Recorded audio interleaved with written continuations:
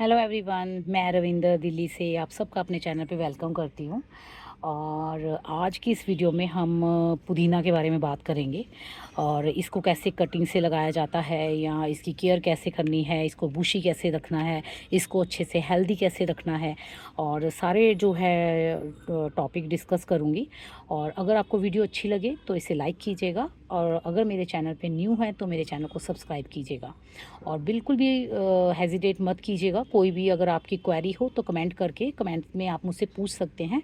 मैं ज़रूर कोशिश करूँगी उसका रिप्लाई करने की। तो चलिए फिर वीडियो शुरू करते हैं। सबसे पहले तो देखिए, ये मेरी एक पुदीना की बास्केट है। इसको मैंने जो है वो 8 मार्च को कटिंग से ग्रो किया था। इसमें 7 से 8 कटिंग्स मैंने लगाई थी और आज देखिए ये कितनी अच्छी से हेल्दी से बुशी हो चुकी है। 2 बार मैं इससे हार्वेस्टिंग ले चुकी हूँ और मैं दिखाती हूँ आपको। जब ये कटिंग्स ग्रो हो गई थी तो यहाँ देखिए, इस पोर्शन से मैंने इनको कट किया था और उसके बाद ये और बड़ी होगी और अब फिर ये हार्वेस्टिंग के लिए बिल्कुल रेडी है। मैं जितना हार्वेस्ट करूँगी ये उतना बढ़ेंगी। तो सबसे पहले तो देखिए बात आती है कि पुदीने को कटिंग से कैसे ग्रो करें। तो उसके लिए जो है मैंने एक वीडियो अपलोड की हुई है 8 मार्च की, पुदीने को कटिंग से कैसे लगाएं। सारे टिप्स फॉलो कीजिए, सब कुछ उसमें डिटेल में मेरी वीडियो है, उसको आप चेक कर सकते हैं। मैं उसका लिंक डिस्क्रिप्शन बॉक्स में डाल दूँगी। उसके बाद बात आती है कि अगर हमने कटिंग से लगा लिया है तो कई बार क्या होता है, पुदीना ना बहुत लैंकी सा हो जाता है, लंबा लंबा सा भागता रहता है, पत्ते छोटे हो जाते हैं। तो हम क्या करें, कैसे केयर करें कि जिससे हमारा पुदीना जो है ऐसे ही लश ग्रीन एकदम हेल्दी वेल्दी सा ग्रो होता रहे। तो उसमें जो पहली टिप है ना वो ये है कि हमेशा मॉइस्चर बना के रखिए मिट्टी में। पुदीने के को ना अपनी मिट्टी में मॉइस्चर पसंद है। हाँ, गाढ़ा सा ना बन जाए, पानी खड़ा ना रहे, बस पानी डालो, कुछ सेकंड बाद पूरी मिट्टी को भिगोता हुआ नीचे से ड्रेन आउट हो जाए, ऐसी मिट्टी आपको बनानी है। मिट्टी गीली हो जाए, बस हमारा मकसद मिट्टी को मॉइस्ट रखना है, गीली रखना है। ये नहीं कि उसको भिगो के पूरा पानी भर के रखें उसमें। अब दूसरी टिप की तरफ चलते हैं।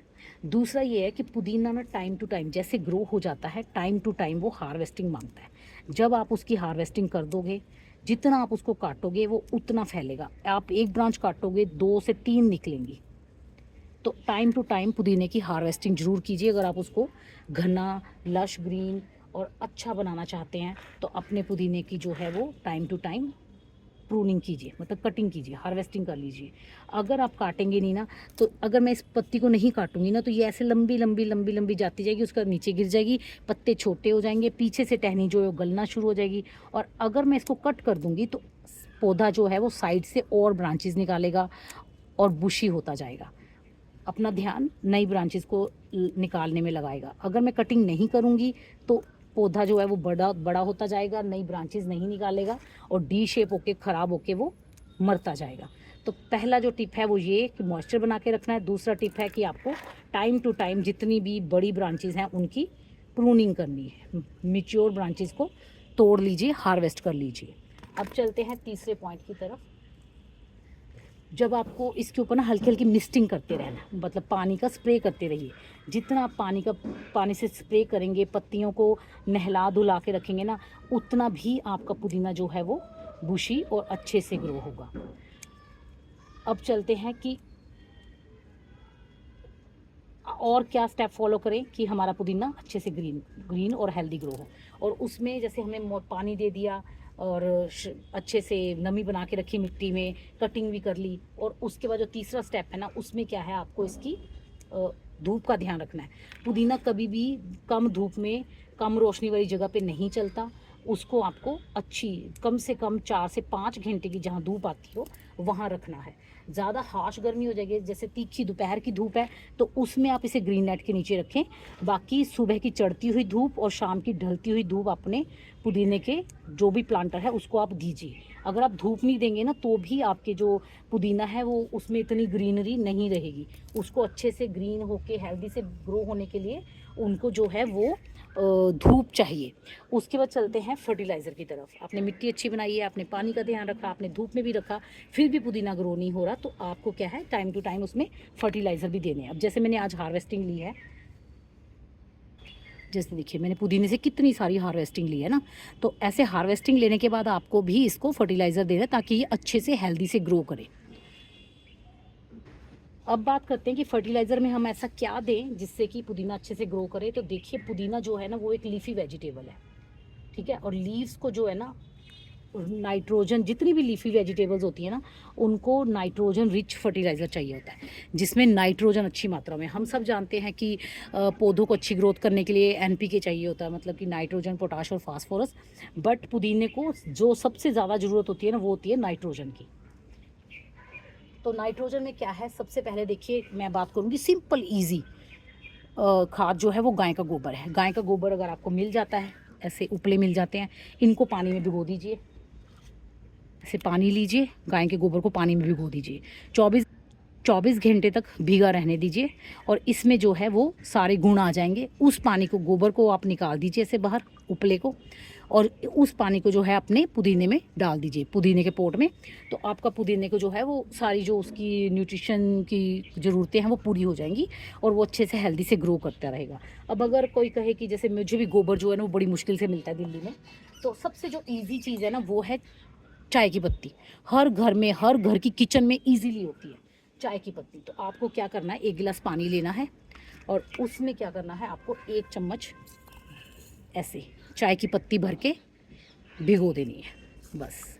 अब इस चाय की पत्ती को आप 12 घंटे तक भिगा रहने दिए, और जब ये इसमें ना पूरा कलर आ जाएगा चाय का, ये थोड़ी वाइन से कलर की हो जाएगी, उसके बाद आपको छान के इस पानी को अपने पुदीने की पोट में डालना है। मेरी बास्केट है तो मैं बोलूँगी बास्केट में डालना है।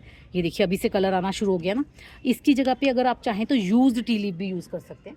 जैसे ये देखिए, हम सब जो है गार्डनर्स, वो टी को तो बिल्कुल नहीं फेंकते हैं। जितनी भी यूज्ड टी होती है, मैं तो पूरे अपने घर की सारे दिन की चाय को इकट्ठा कर लेती हूँ, चाय पत्ती को, और उसके बाद उसको रात को एक बार धो के अच्छी तरह से निचोड़ के सुबह सुखा लेती हूँ।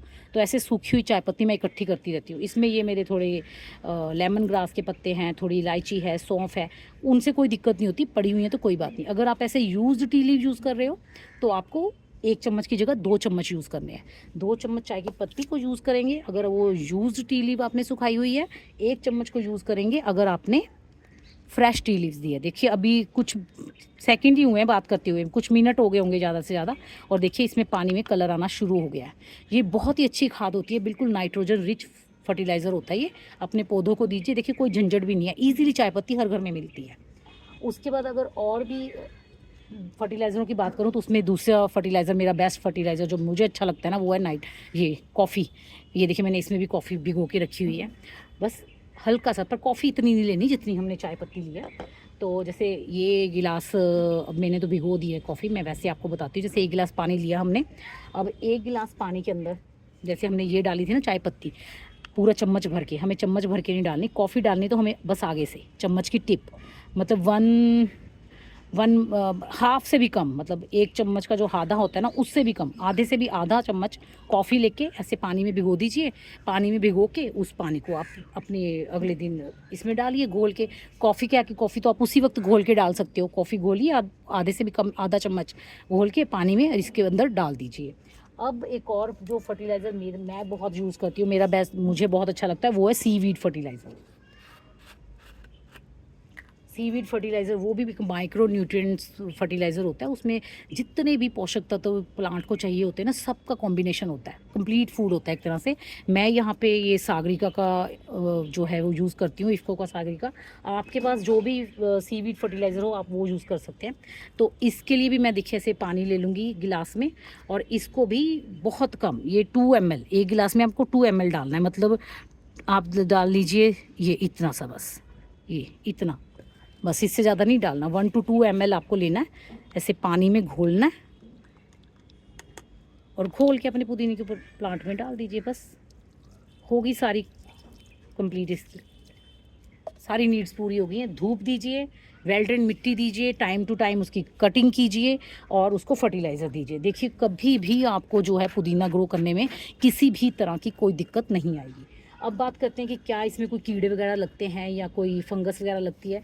तो कीड़े तो देखिए मैंने आज तक कभी पुदीने में कोई कीड़े नहीं देखे, पर हाँ फंगस लग सकती है। जैसे ये देखिए जो नीचे नीचे पत्ते होते हैं ना, जो ऐसे बिल्कुल बेस पे पत्ते होते हैं, वो देखिए फंगस की वजह से ही पीले होते हैं ये। इनको टाइम टू टाइम आप निकाल के फेंकते रहिए बाहर प्लांट से। देख लीजिए ऐसे कौन कौन से पत्तों में फंगस लगी है, उनको ऐसे आप टाइम टू टाइम निकाल के प्लांट से बाहर फेंक दीजिए, क्योंकि जो नीचे नीचे पत्ते होते हैं उन तक धूप नहीं पहुंचती। धूप नहीं पहुंचती और वो फिर पीले हो जाते हैं, उनमें फंगस लगती है। टाइम टू टाइम निकाल के आप फेंक देंगे तो आपका पुदीना अच्छे से ग्रो होता रहेगा।